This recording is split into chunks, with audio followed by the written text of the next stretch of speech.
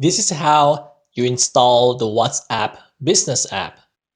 If you're on Google Play Store, go ahead and search with the keyword WhatsApp Business, and you see a screen like this, which shows the WhatsApp Business app. Go ahead and tap on the Install button to install it. Click Accept and wait for the app to install itself.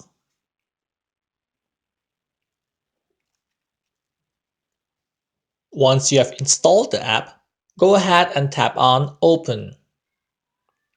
And you will see the first screen, which looks like this. Go ahead and tap on Agree and Continue. So this is where you need to verify your phone number for this WhatsApp Business app. Then tap on Next. So if your number is correct, go ahead and tap on OK. And you should be able to receive a text message from WhatsApp. Enter the code that you received.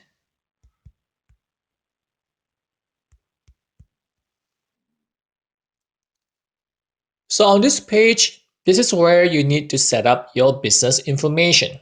First, which is your business name. Here I use Codora.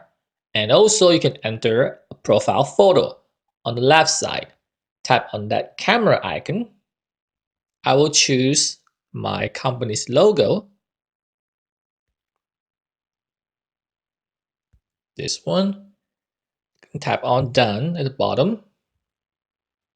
Okay, so it's been updated.